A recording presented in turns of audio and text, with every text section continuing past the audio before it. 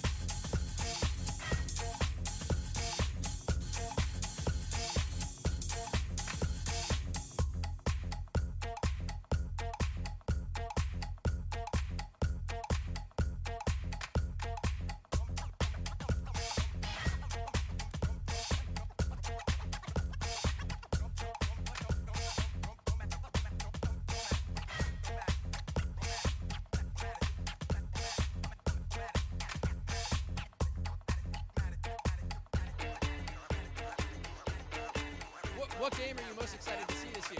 Mario Odyssey is probably one of my favorites thus far. God of War, the new one. Mario Odyssey. Splatoon 2's Turf War mode. Yeah, Doom, VSR. God of War. Welcome back. I hope it was like you were there with us. No, I didn't want you there with me. I do my own thing. So, in terms of E3 every year, of course, brings us a bounty of cool new things to look at and ooh and ah over. So in terms of what are we most excited about? What are we most excited about from E3 this year? I personally, let's see it. Wolfenstein. I'm ready for it. Bethesda had the coolest booth for it. They set up a diner. They were giving away free shakes, and then you could play the game, which was an additional bonus. Shakes. They were giving away milkshakes. Oh, that's interesting. But yeah, I thought Wolfenstein was cool. That's my opinion. What did you guys think was Well, cool? as you would say, I'm very excited. I'm very excited for Call of Duty World War II. I've been out of the loop kind of on the Call of Duty franchise the past couple years. I just haven't been into it since Modern Warfare 2. Seems no one was really into. There was the one with like Kevin Spacey. And Yeah. then there was the one with. Was that Future Warfare? That was Infinite Warfare. Infinite Warfare. Infinite I'm and losing track. Advanced. There were so many. Advanced Warfare. There were so many. And then that they just got had blended the one together. with Kit Harington, which was They were in space. Yeah. I love his voice. The games I just couldn't get into. Totally. This one, even though World War II has been kind of rehashed every couple series, I guess, I'm excited for them to go back to their roots. Apparently, it's more stripped down. It's more Saving Private Ryan-y, really like moving, and I'm excited for it. So I'm gonna get this one. I haven't got the last like 3. That was definitely my favorite thing I got to play there. We got a private You had demo. a good Yeah, I heard. time. Oh man, I love it. I think it might be my favorite one since Modern Warfare 2, at least that I've played. Really? Yeah, Okay, I that's mean, good. it's very raw. I mean, it's like they're really hitting the reset button, the bubble burst, no more running on walls, no more Mountain Dew skin guns, right? No more space. No, it is a raw Call of Duty game. And I'm sure it's going to do very well after Battlefield 1 was a very raw World War I game. Very realistic. Very Yeah, realistic. yeah, you know, flying horses and Yeah, planes dying of that can sepsis. just go straight into the ground and not explode. Of course, of course. My personal favorite was Mario Odyssey. Super oh Mario my Odyssey. goodness. I was not going to wait in that 3-hour line to play it. We had things to do. But, you know, if we didn't have things to do, I absolutely would have waited in a 3 or more hour line to get to play a little bit of Mario Odyssey. They had 2 worlds on display there. They had the Metropolis, Metro City world. Yeah. And they had the desert one. Yeah. Oh, that's cool. Yeah. It might be my final push to finally get a Switch. Yes. Yeah. See, here's my problem. For E3, I was completely out of the loop the past couple years. I didn't even pay attention to Nintendo, anything they did, because I'd never had a GameCube or 3DS. I never had a Switch, and then finally my friend convinced me to get a Switch, and now I am hooked. And now, I don't know. This is the hooked movement for me. So I would recommend it. It's what I've been doing the past month. Yeah, they're hustling. Literally every day. They got a Mario Cool. Odyssey bundle pack coming out. Cool. I can't wait to spend more money that I do not have. Now, I hope you weren't having too much fun hearing our opinions, because we need a quick break to switch out our Capri Sun pouches. We're not sponsored, but I really hope we are soon. We'll be right back.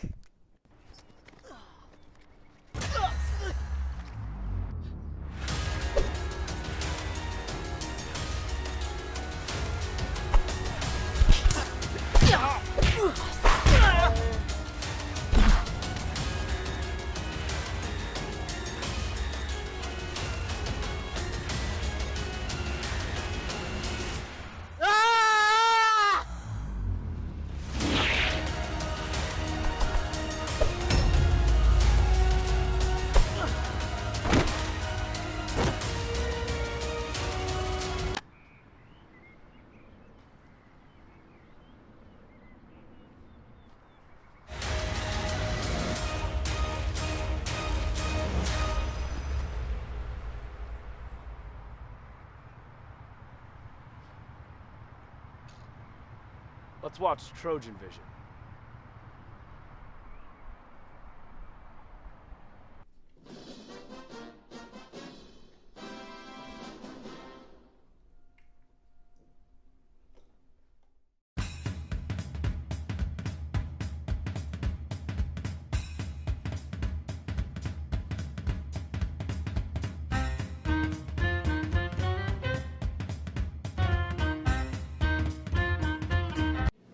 Did you listen to the new Kanye album? Yeah, but it wasn't very good. It's revolutionary to hip hop. It's amazing. Are you serious? It's totally unoriginal and unintelligent. How is it unoriginal and unintelligent? There are 30 samples.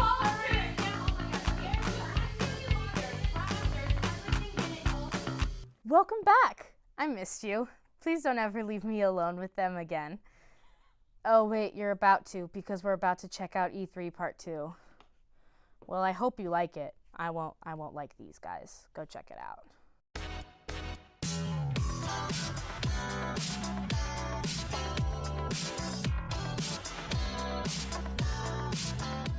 I'm Bryce Reef, and I'm here with Chris Rhodes, right?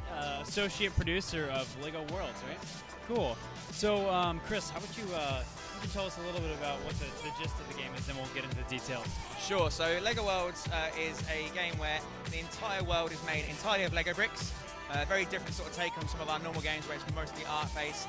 So the idea is players can go in, you can edit the terrain, you can build things out entirely out of bricks, small bricks, large bricks, doors, bank vaults, anything you want to do, you can do that.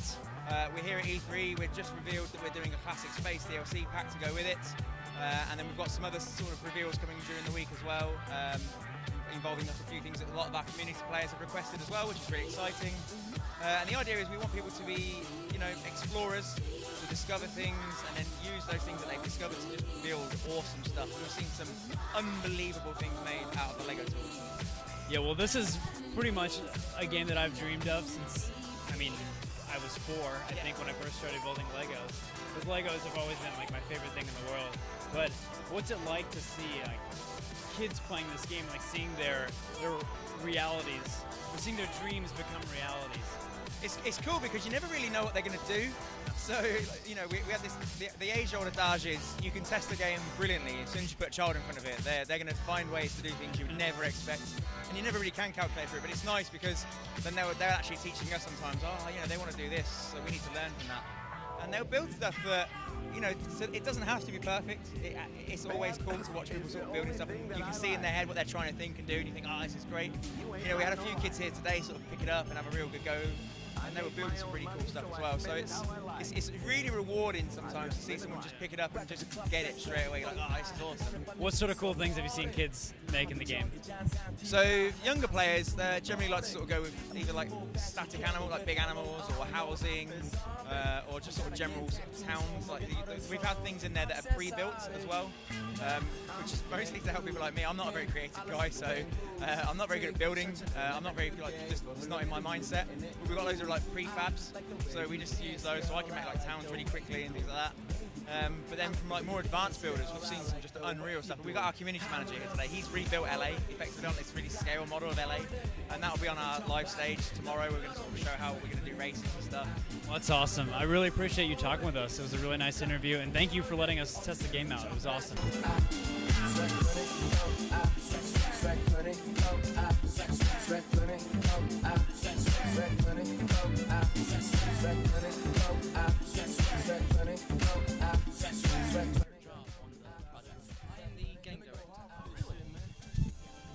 So what attracted you originally to Warhammer and Total War? Oh, Total War, me personally, originally, I played Shogun 1 many years ago and fell in love with it and changed careers in order to be able to work in the game. What did you do before that? I trained as a lawyer and then was a recruitment consultant for a few years. Oh, wow. And then just changed to go and work in games because Shogun Total War just took my breath away. What about Total War in particular attracted you to the franchise? I just love the concept of having a turn-based empire-building campaign game, which I love those kind of games anyway. And I also loved real-time 3D strategy games as well. And Total War didn't just do both really well, but the fact that both of them feed each other, that just was more than the sum of the parts. It just blew my breath away. And at that point, I knew that I had to work with this game because I wouldn't be fulfilled otherwise. So what elements, you discussed how it's a trilogy, what elements did you just want to change from the first one, and what are you kind of going for with the second evolution of the series? Okay, there was a lot of stuff that was very positive feedback from one that we decided, first of all, we're going to take that and run with that even more. So, for example, that we made some big decisions early on to go with the differentiation between the races and accept it and embrace it rather than feeling the need to make everything a bit more generic. For example, the vampire counts don't have any ranged weapons. And like in a Total War history game, you think, you know what, we would look deep in history to find something to fill that gap. Whereas with Warhammer, we said, no, we want to be true to what this IP is. And so we said, right, no, vampires, there's other things like spells or flying creatures that can deal with that problem. And we embraced that, and then when that feedback came from our fans and from reviewers and everything, consistently saying that is really one of the things that really made Warhammer for them, is that differentiation. We thought, that's great. For Warhammer 2, let's do even more of that. Let's give them more unique features on the campaign. So if you play as High Elves on the campaign map, they have features that no other races have. And that can lead you to play in a completely different way, like a different Total War game. But you don't have to. It's a sandbox. You can still play the way you would traditionally have played. Do you know what I mean? So right. There's just all sorts of options. Like elves have this extra level of diplomacy where they can build up influence points and spend them on actually playing with other races and their interactions with each other. So you can go, right, I'm going to get you two to go to war with each other. And you're meddling, you're fiddling with them from on your own island without sending armies out. And that just creates a whole new opportunity to play the game in a different way.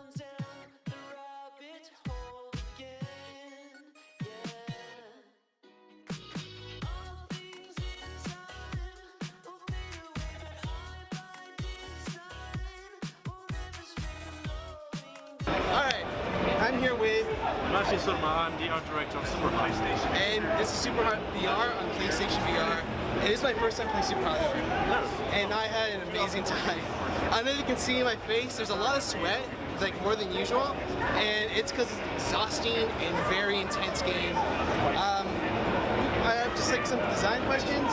When it came to translating the PC version of Superhot to VR, what was something that you like super surprised to find from players? Well, it was not exactly translating. It's a wholly different game. Okay. So it's different levels, different story. Just using the same assets, same visual style, and the same idea. It's only when you move. Awesome. And the regular game is all about virtual reality, all about what's the human mind going to do, and you enter virtual reality and might not escape. And it was exciting to do that in virtual reality, to revisit the themes in a real virtual reality. I noticed when I was to make time move faster, I do a little weird jig like this. What else have you seen players do that just kind of surprised you, made you laugh? Or just, what's one of the joys of seeing people play the game? Well, seeing people sweat is the biggest joy because people have fun and people are excited. One of the biggest joys is when players figure out some ways to go around the game that we didn't anticipate. Like, I'm going to say that don't tell anyone. And you can throw your before you grab this pyramid to go to the next section. You can throw your gun at the place where you're going to appear next. So you can actually anticipate that you're going to teleport to another place of the level. You can throw your gun, and when you teleport, you can grab the gun you threw yourself, and then you use it. And it wasn't something that we anticipated. Well, we found out it before the release, but it was not something that was designed. It was something that we found that was possible, and we left it because we knew that this is going to be exciting for people that find it out.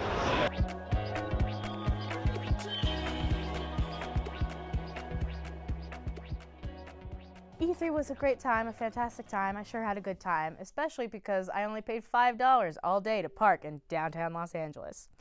Now then, Nintendo is more than just Mario and Luigi and Bowser, which, side note, why does everyone want to bang Bowser? He's so spiky. Anyway, Nintendo has just released Metroid Samus Returns for the 3DS. Here is our review.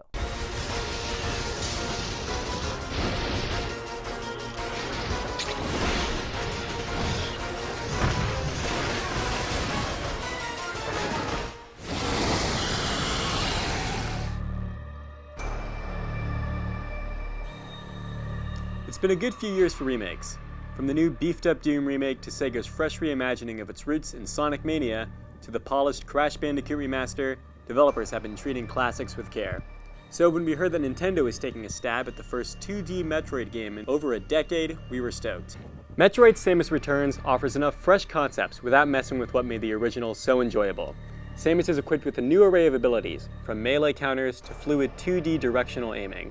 Nonetheless, this is a brutally difficult game. Not unfair, but as frustrating as every death may be, I never felt cheated by the developers. It's this challenge that kept me hooked on this fresh 2D platformer. The game also includes new features for those challenged by the difficulty of the series. To try and make the backtracking nature of Metroid more accommodating to newcomers, developers Mercury Steam included new moves for Samus, the ability to permanently unlock parts of the map that Samus has yet to view. While Metroid 2 fanatics will scream heresy, this light feature does a lot to make newbies feel welcome to the world of Metroid. Where Samus Returns really shines, or should I say punishes, is the boss battles. Unlike other Metroid games with one large labyrinth world, Samus Returns instead chooses to divide its world into several sections, each only unlocked after you exterminate a certain number of Metroids. They're hard. Like, really, really hard. You're going to die, you're going to get angry, you're going to want to smash your 3DS in half, you're going to watch walkthroughs, you're going to come back, and you're going to die again, and you're going to grow even madder. That kind of hard. Though the Metroids do evolve, taking one of 3 different forms, these evolutions do not happen fast enough or often enough to keep the gameplay fascinating. Instead, we are supposed to enjoy the same boss battle over, and over again, simply because the game was nice enough to change the location of the battles and environmental objects that can provide the challenge. Unfortunately, the backtracking that has always made Metroid famous is simply unrewarding in this game. Whereas in previous games, you may unlock new powers and abilities by finding hidden rooms. Here, you might simply find a new ammo cache. While this does make the battles against the Metroids easier, it doesn't feel rewarding when I spend 30 minutes attempting to find a secret room only to receive some ammo. Though not necessarily revolutionary, Metroid Samus Returns manages to breathe new life into a classic platformer. It's fresh enough to draw me back into a time-tested favorite, but not likely to bring Metroid back into the public eye like Doom or even Sonic Mania. Overall, we give Metroid Samus Returns a solid 7 out of 10. What better way to introduce our new hosts than to make us fight against each other for the blood? Someone on this show is going to assassinate me by the time I graduate. How do I change my name? Yeah. Oh, name entry. You're Andy. No? I am not Andy. It said Andy there. The nerve? See, I said I was a Kirby main, and then you made fun of me. No, you gotta do Kirby. Ugh. Pick up one of us mats and just jump off the edge. Remind me how I change the colors. X and Y. X and Y? I like orange. Good. I like a good orange. Nice bright color, easy target. I'm coming for you, Alma. We're going to Temple. Don't Temple? argue with me. Oh, God. It's fight night, kids. Oh, jeepers. Hang on. What are the buttons? Oh, I'm coming. Oh, you got me. Oh! I took a beating there, I'm gonna be honest. So my strategy is usually just kind of, oh, what did I do now? I need to use my shield. My strategy is just press buttons and hope that one of them works. All right. You like my pistol shots there? Ooh! Ooh! Get out of here. Don't tell me what to do. Oh, shoot. I almost killed myself. That would have been fun. And I almost did it again. That would have been horrible for everyone who cares about you. Fight. Woo! No! Get out of here, Kirby! Maybe if I just float at the top of the screen, he's coming. everyone will leave me alone. Oh, no. that's not working. Ah! Wait. Oh, come here. I am begging someone, please come here. Please come here. I feel you Alma. wait, no, your main is who do you normally main with? Me? Yeah. Well, I don't really play melee. When I do play melee, I main Samus, but I am an Ike Did guy. I hit you? I'm an Ike and I'm a Zero Suit Samus guy. Oh, get Whoa, out. Oh, no. I'm getting you out of here. Oh, shoot. Oh, you did. Oh, You I knocked was me watching behind. her. Bye, Matt. You mean man. Get in my belly. And then I just keep... Oh, I didn't even know I could do that.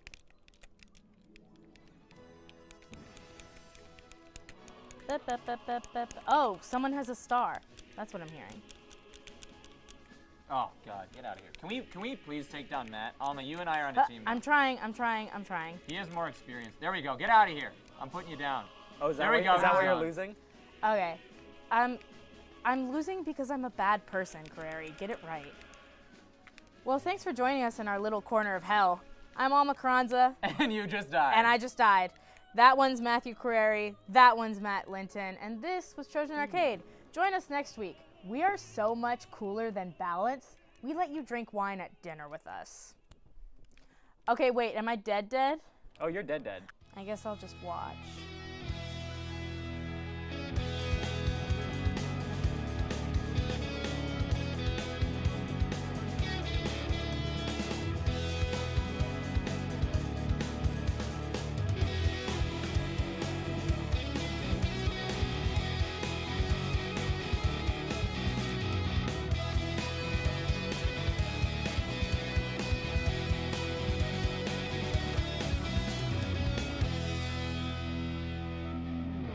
You're watching Trojan Vision. For more of your favorite shows, check us out at trojanvision.com and like us on Facebook.